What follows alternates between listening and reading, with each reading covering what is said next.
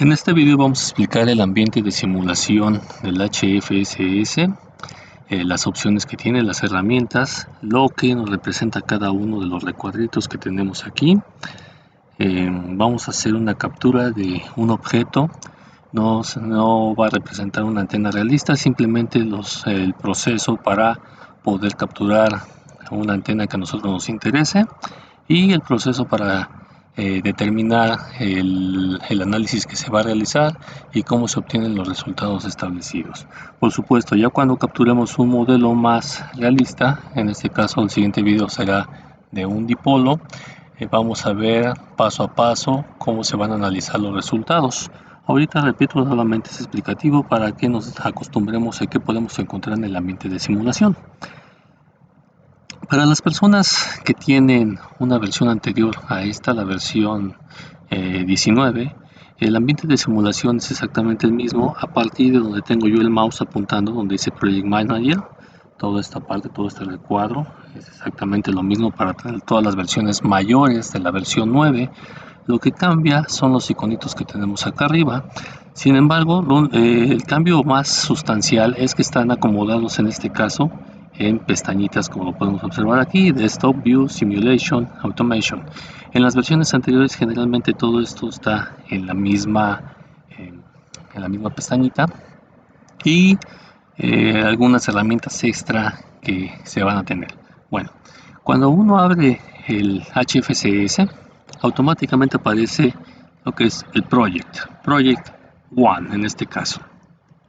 Lo podemos expandir y estas carpetitas aparecen automáticamente porque son las carpetas que va a estar utilizando HFSS para guardar sus archivos. Bien, en las versiones anteriores ustedes van a tener en esta parte de aquí dos iconitos, un iconito de unos cubitos de color azul y un avioncito como color verde agua. De hecho, los podemos observar aquí para esta versión 19. Esta es la versión de los cubitos que les comento, y esta es la versión el iconito del avioncito como color verde agua. Estos dos son los importantes que se utilizan en las versiones anteriores. Estas son nuevas herramientas que están apareciendo en la versión 19. Entonces, nosotros vamos a utilizar el iconito de color azul.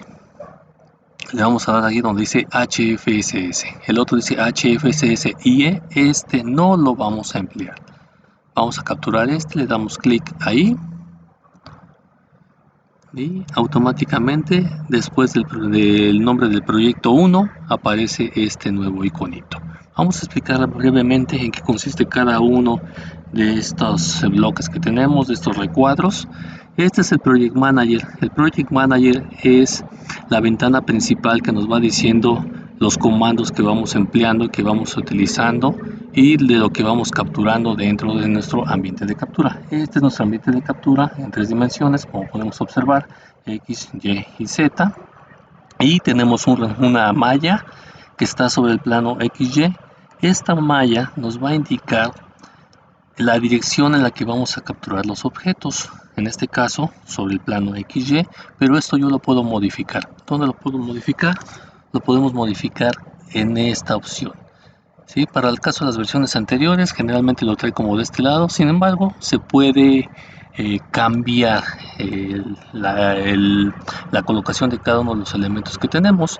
Entonces, por ejemplo, aquí tengo que está en el plano XY. Ahí aparece un nuevo diálogo que dice Drawing Plane, y lo podemos cambiar a YZ.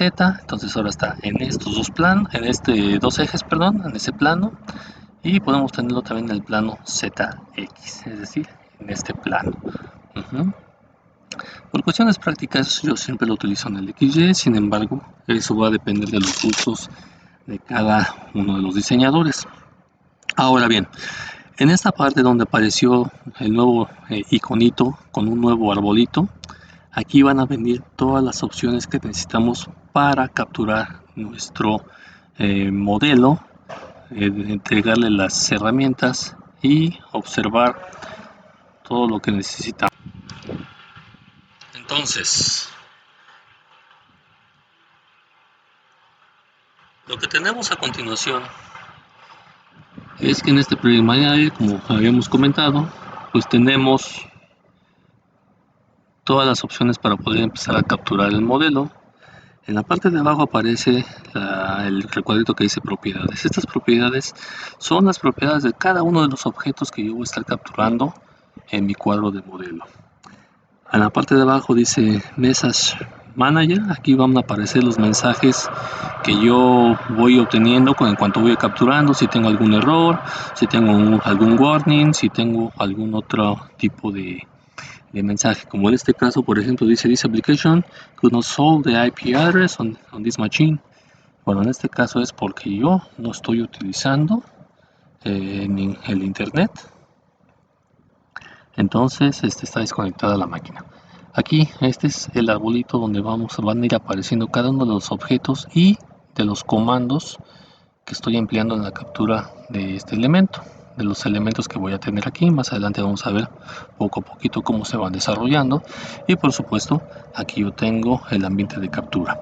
En la parte de abajo aparece el recuadro de progreso. Una vez que yo capturé, le di las características de simulación, etcétera, etcétera, nosotros vamos a tener aquí, cuando empecemos a simular, el progreso de nuestra simulación. Entonces, para poder capturar algún modelo, nosotros tenemos aquí nuestras figuras geométricas, que por supuesto se pueden cambiar. Tenemos figuras geométricas en 3D, en 2D, tenemos líneas que pueden ser capturadas como función, por ejemplo una parábola, una hipérbola, etcétera, etcétera. Tenemos herramientas para mover los objetos, rotarlos, hacer copias en espejo, copiar a lo largo de un eje, a lo largo de un X, girar, etcétera, etcétera. Aquí tenemos nuestras operaciones booleanas, es decir, que si yo tengo dos elementos y los quiero unir, puedo utilizar esta herramienta. Si le quiero restar esta, si quiero intersectar esta, y así sucesivamente, ¿sí? Entonces, para hacer una captura rápida, vamos a suponer que voy a capturar un radiador X, cualquiera que este sea, ¿sí? Entonces, voy a poner, por ejemplo, un cilindro. Le doy clic. Fíjense cómo cambia el apuntador del mouse, aparece un recuadrito en negro. Y aquí lo que tenemos que saber, muy importante, es primero todas las figuras geométricas que vayamos a capturar, cuál es su punto de inicio y cuáles son sus dimensiones finales. Por ejemplo, yo aquí pienso capturar el cilindro con origen en 0, 0, 0. ¿Dónde voy a ver eso? En la parte de abajo de mi pantalla, donde tengo X, Y y Z. Aquí van a aparecer las coordenadas del punto negro, ese que estoy moviendo con el apuntador del mouse, ¿sí? Voy a ponerlo ahí en 0, 0, 0. Le doy un clic. Entonces voy a mover el mouse y ese me va a dar el radio. Y si se dan cuenta, automáticamente en la parte de abajo ahora cambió a DX, DY, DZ, ¿sí? Le doy clic con el mouse y muevo el cilindro, ¿sí? Entonces, esa es una forma de capturar moviendo el mouse. La otra es porque muchas veces las dimensiones de los elementos son fraccionales de milímetro o cosas por el estilo. Entonces, muchas veces capturar la dimensión exacta con el mouse es un poquito difícil. Voy a borrar este elemento que capturé con la tecla Supreme. Se borra. Entonces, voy a capturar nuevamente el cilindro, ¿sí? Voy a suponer que no puedo apuntar directamente con el mouse en la dirección 00. Eso no es ningún problema. Apretando la tecla Tab una sola vez, se va a remarcar el dígito que aparece en la coordenada X en la parte inferior derecha de mi pantalla. Entonces ahí lo tengo yo como 0, le doy ahí nuevamente 0. La tecla Tab nuevamente, aparece en Y, le doy 0. La tecla Tab aparece en Z, le doy 0. Luego le doy Enter y ya aparece automáticamente como DX, DY, DZ. Eso quiere decir que ya seleccioné el centro del cilindro. Ahora bien, con la tecla Tab nuevamente me vuelvo a poner. Para capturar el cilindro lo que me pide es el radio. Entonces vamos a suponer que yo quiero un cilindro de radio 1. Entonces lo pongo en DX y le doy Tab y fíjense que automáticamente aparece el círculo en la base del plano XY. Si yo le doy otro valor a DY, entonces ahí se va a modificar el valor de radio, porque lo que yo estaría haciendo es formar un radio como la suma vectorial de dx y de y. En este caso solamente lo necesito ya sea en dx o en dy. Ahora en z, que esa va a ser la altura, aquí yo puedo capturarla como una altura negativa, es decir, que vaya el plano XY hacia abajo o una altura positiva, valga la redundancia, que las alturas negativas no existen, pero las longitudes sí, podemos ponerlo de esa manera.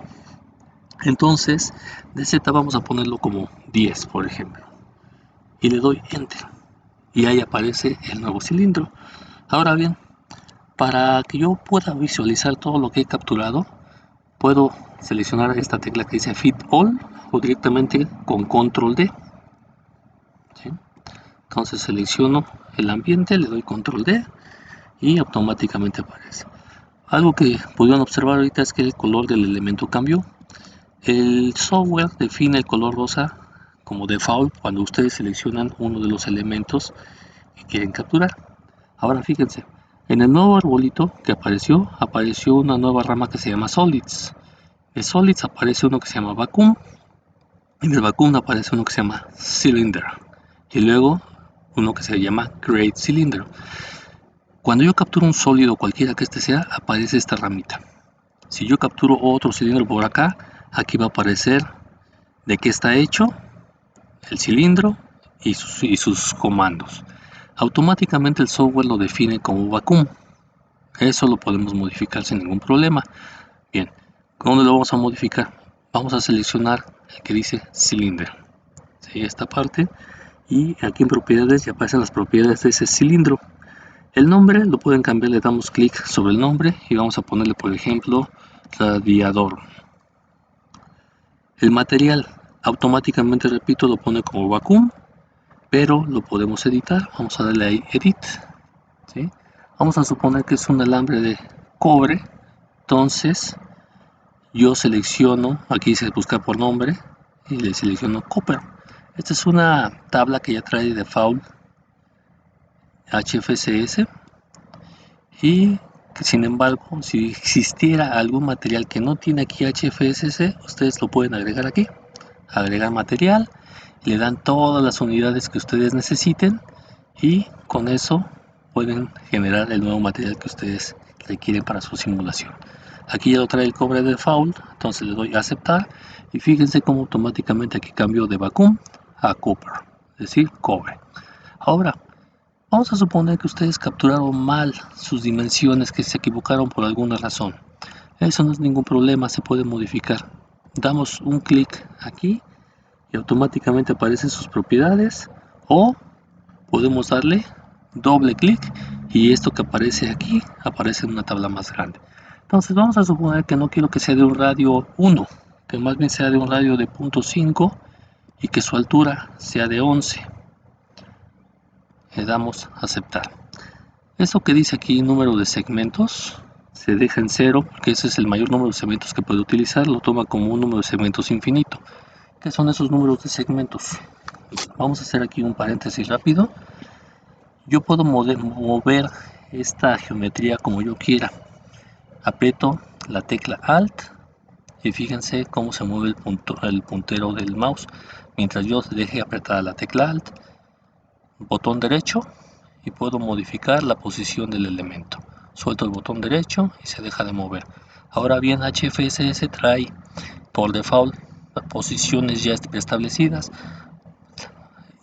Aprieto el botón Alt, lo dejo apretado y puedo mover el mouse por las orillas y le doy doble clic en el punto que yo quiera. Por ejemplo, aquí la parte superior central, doble clic, o acá, doble clic, doble clic, doble clic. Fíjense cómo se va modificando la posición del elemento, y eso es para que yo lo pueda visualizar o inclusive empezar a construir alrededor de él. Le damos aquí un Fit All, ya sea con este o con Control D. Entonces ya sé cómo capturar al menos uno. Acuérdense, siempre debe ser el punto origen del elemento y sus dimensiones finales. Ahora bien, vamos a suponer que esta ya es mi antenita, la que voy a simular.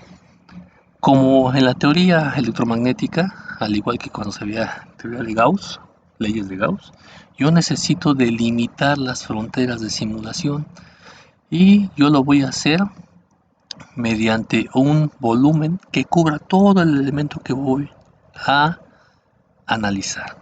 Y como nos decía teoría electromagnética, pues de preferencia utilizar un volumen que sea ad hoc a la geometría que me interesa. El volumen puede ser cualquiera, una esfera, un cilindro, un cubo, un volumen totalmente amorfo. La condición es que cubra toda la estructura que a mí me interesa simular. Sin embargo, pues como en la teoría nos indicaban, pues lo más ideal es que utilicemos una geometría que sea semejante a lo que vamos a simular. Pues en este caso voy a utilizar otro cilindro. Entonces, este nuevo cilindro nuevamente lo voy a poner como inicio en la coordenada 0, 0, 0. Le doy clic, lo expando, le doy clic otra vez y ahí se dan cuenta, bueno, aquí le di un doble clic de más, eso puede pasar, lo borro nuevamente, entonces le doy clic, muevo el mouse, le doy clic y lo subo y le doy nuevamente clic, ¿sí? Entonces, para verificar que este elemento esté cubriendo todo, voy a cambiar un poquito sus propiedades, lo voy a seleccionar. Aquí me dice Cylinder 1 nuevamente, yo le voy a cambiar el nombre a aire. ¿Está hecho de vacío? Sí, en este caso sí está hecho de vacío porque voy a radiar en el espacio libre. El color ese lo pueden cambiar ustedes también, yo soy tradicionalista, me gusta ponerle un azulito, el color del cielo, bla bla bla. Y la transparencia, qué tan transparente sea ese color. Como yo necesito ver qué hay dentro de ese cilindro, le voy a poner una transparencia relativamente grande, 0.9. Si lo dejo de seleccionar, fíjense que ya está cubriendo. Vamos a darle un control D. Y luego lo que vamos a hacer es modificar la posición para ver que esté cubriendo. Ahora, aquí un paso importante que muchas veces ni los manuales te lo dicen. Para que esto funcione y nos entregue una simulación correcta, la distancia entre cualquier elemento radiador, es decir, aquí donde tengo el mouse, hacia la orilla del elemento que lo rodea, debe ser mínimamente lambda cuartos de la frecuencia, por supuesto, a la que estoy operando, ¿sí?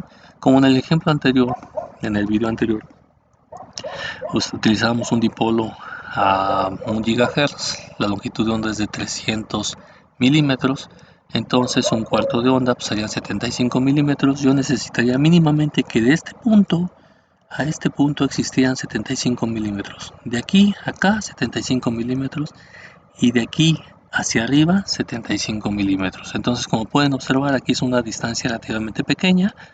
Por supuesto, yo la puedo modificar. Nos vamos aquí donde dice crear cilindro y le digo, ¿sabes qué? No quiero que seas quiero que seas de 19, suponiendo que ahí cumplo la característica. Bueno, de aquí para abajo, ¿por qué no voy a ponerle lambda cuartos? Porque aquí voy a poner el puerto de alimentación y el puerto de alimentación que yo voy a utilizar siempre tiene que estar pegado a una de las caras del elemento que me representa el vacío, siempre. Vamos a ver las excepciones en un momentito. Entonces, vamos a suponer que esta ya es la estructura que voy a simular, mi antenita radiadora y mi espacio donde voy a radiar. Ahora, vamos a salvarlo. Vamos a ponerle proyecto 01, por ejemplo. Ahora, lo que necesitamos es decir al software qué tiene que hacer. Igual que en teoría electromagnética debemos definir las fronteras. Pero si yo hago esto, estoy seleccionando todo el objeto. Y seleccionar todo el objeto incluye lo que está dentro de él. Yo no necesito eso, necesito seleccionar las fronteras, es decir, cada una de las caras. Para eso vamos a dar clic con el botón derecho. Nos vamos a donde dice seleccionar, modo de selección, y voy a seleccionar el que dice faces, es decir, voy a seleccionar por caras. Si se dan cuenta, aquí seleccioné la cara superior, ahí seleccioné lo que es la parte radial, aquí nuevamente seleccioné la parte superior y lógicamente tendría que seleccionar la parte inferior. Para no estar seleccionado cara por cara, lo que voy a hacer es seleccionar todo el conjunto completo, darle clic aquí. Al seleccionarlo aquí, yo lo selecciono acá. Si yo lo selecciono acá, automáticamente también se remarca aquí. aunque se ve que seleccioné todo el elemento, pero como tengo el modo de selección de caras, solamente selecciono toda la periferia del cilindro, nada adentro. Ahora bien, ya que seleccioné lo que va a representar el aire, nuevamente sobre la imagen, botón derecho, en este nuevo cuadro de diálogo, nos vamos a donde dice asignar frontera, es decir, assign boundary. Y aquí me voy a donde dice radiación.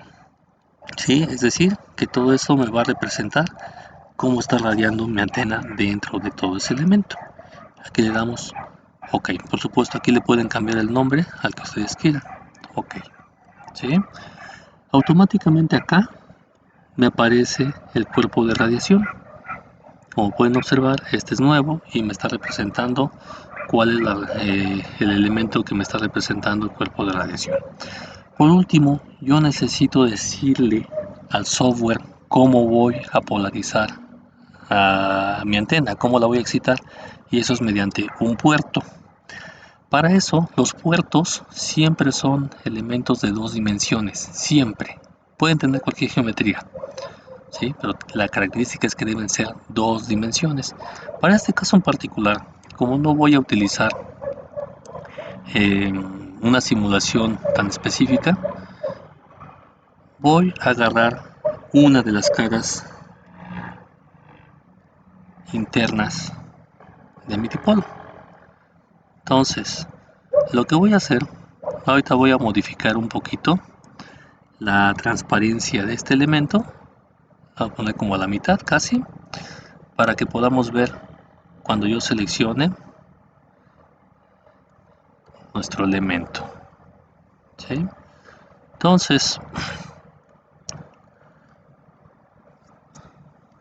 para eso, para que sea más fácil, voy a seleccionar esta posición, la cara inferior, dándole doble clic aquí, acuérdense, con la tecla Alt, y fíjense cómo el indicador me está diciendo radiador phase 17. Entonces eso quiere decir que está tomando solamente la parte inferior del elemento radiador. ¿Sí? Entonces estoy agarrando la parte inferior de mi antena. Ahora, esta carita, que ya es de dos dimensiones, la voy a designar como mi puerto. Entonces, sobre la imagen nuevamente, botón derecho, Assign Excitation.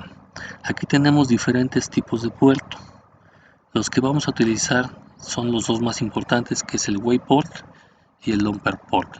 El más importante de ellos dos es el Wayport, porque de acuerdo a las especificaciones del software es el puerto que nos entrega la mayor cantidad de información a comparación del Lumper Port. ¿Cuál es la diferencia práctica en cada uno de ellos?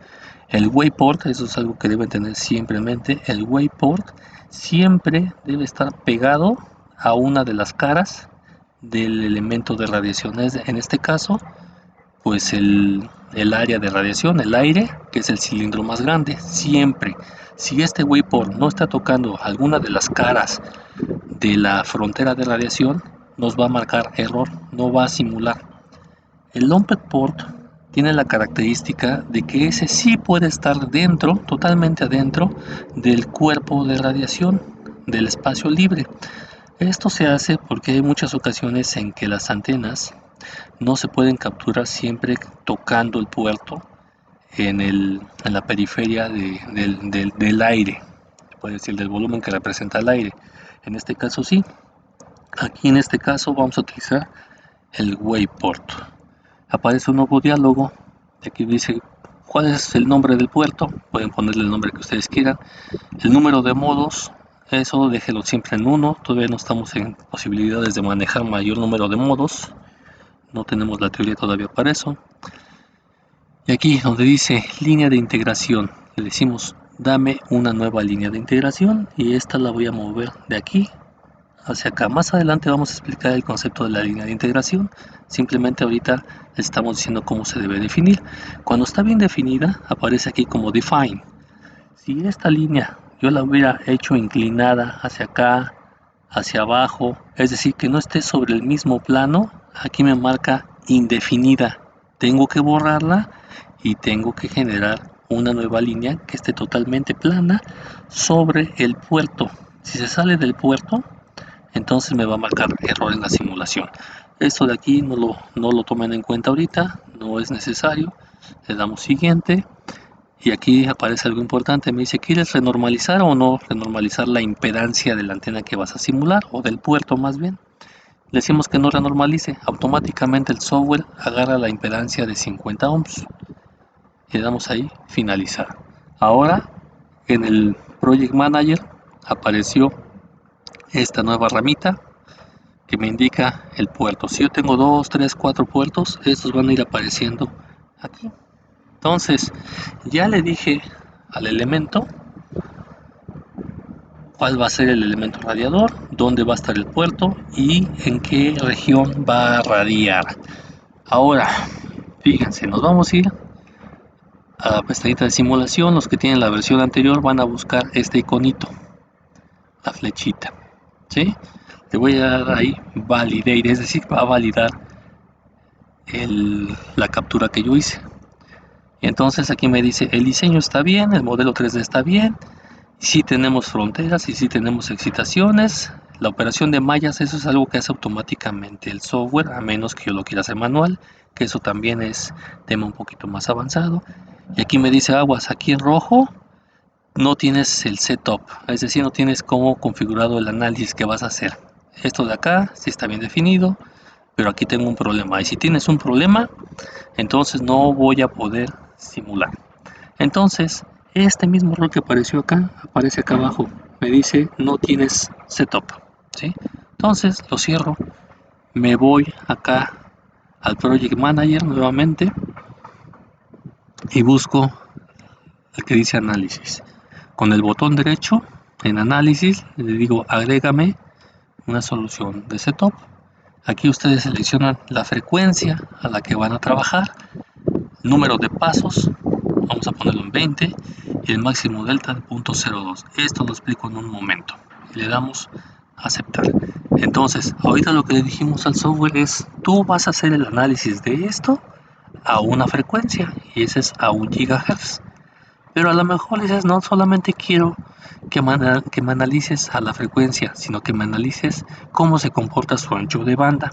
Entonces, sobre el setup 1, le vamos a dar botón derecho y le vamos a decir, agrégame un barrido de frecuencia. Entonces aquí me dice, ¿cómo se llama? Pues se llama barrido. ¿Qué tipo de barrido quieres? Tengo 3 tipos de barrido, el discreto, la interpolación y el rápido.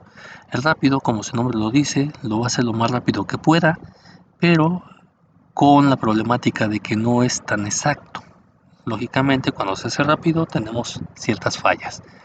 El discreto es el análisis más exacto que puede solucionar este simulador, pero la contraparte es que se lleva mucho tiempo. El de interpolación es un compromiso entre los dos, entre el rápido y el discreto. Entonces, generalmente yo lo uso como interpolación, a menos que quiera un análisis muy detallado. Entonces, ahí es cuando yo manejo el discreto. Me dice, ¿de qué frecuencia quieres iniciar? Yo digo 0.5 GHz. ¿A qué frecuencia quieres terminar? Le digo, pues, ¿sabes qué? Déjamelo en 2 GHz, por ejemplo. ¿Sí?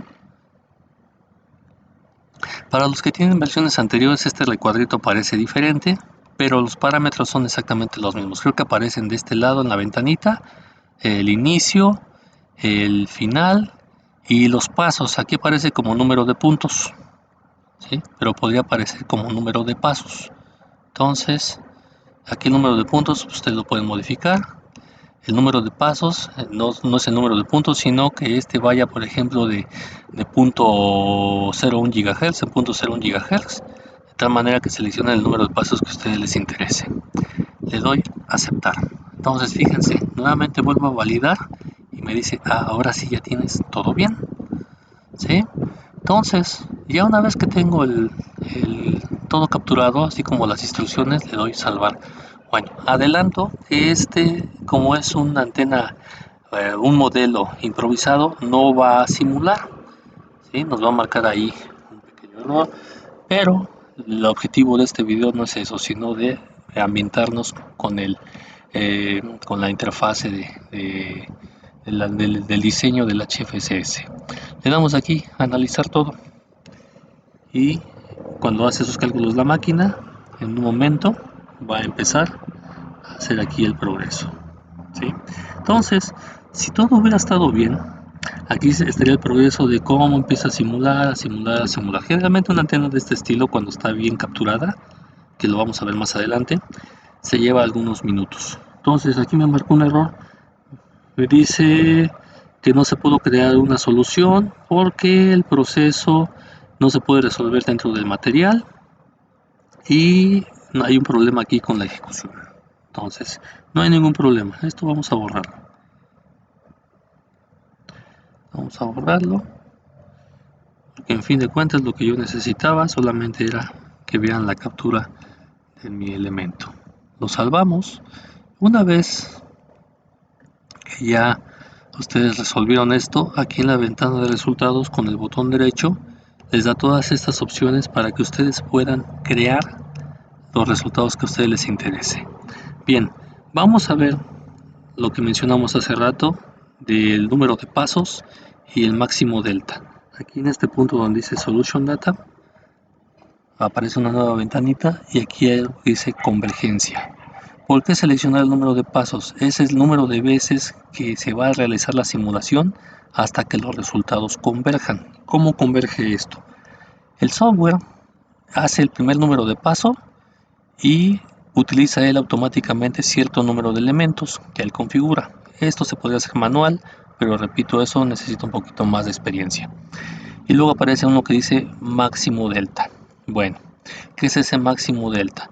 Esa es una comparación de los resultados del paso n con el paso n-1. En este caso, en el paso 1, no tengo un paso n-1, es decir, no existe un paso 0, por lo tanto aquí me va a poner na, o que no está disponible. Entonces automáticamente hace un paso 2, incrementa el número de elementos, sus resultados los compara con los resultados anteriores y obtiene un máximo delta. Vamos a suponer que el máximo delta es de 0.5 aquí, en el segundo paso. Si ese 0.5 es mayor que el que yo estoy poniendo aquí, sigue resolviendo pasos hasta que este resultado sea menor que este. Lógicamente, mientras más número de pasos, más número de elementos y el resultado es más exacto. Entonces, ¿cómo puedo incrementar la exactitud de mis resultados? Haciendo que este valor sea más pequeñito. Por ejemplo, 0.01, 0.015 o cosas así por el estilo. Pero al decrementar este valor, se incrementa este número de elementos y los recursos de la máquina se van hasta el límite. Hay algunas máquinas que pueden tronar, inclusive les puedo comentar que he realizado yo simulaciones de antenas en las cuales me he llevado hasta 2-3 meses en una sola simulación, y estamos hablando de una máquina de 120 GB en RAM con dos procesadores de 8 núcleos cada uno. Entonces este software puede consumir mucho recurso de la máquina dependiendo las características que lo pongan. Bueno, en el siguiente video veremos el diseño del dipolo y ya lo vamos explicando la captura paso a paso, cómo se van a capturar el setup, la simulación. Ya una vez que tengamos la simulación, veremos cómo se capturan los resultados y qué nos quieren decir todos esos resultados. Por lo pronto lo dejamos hasta este punto.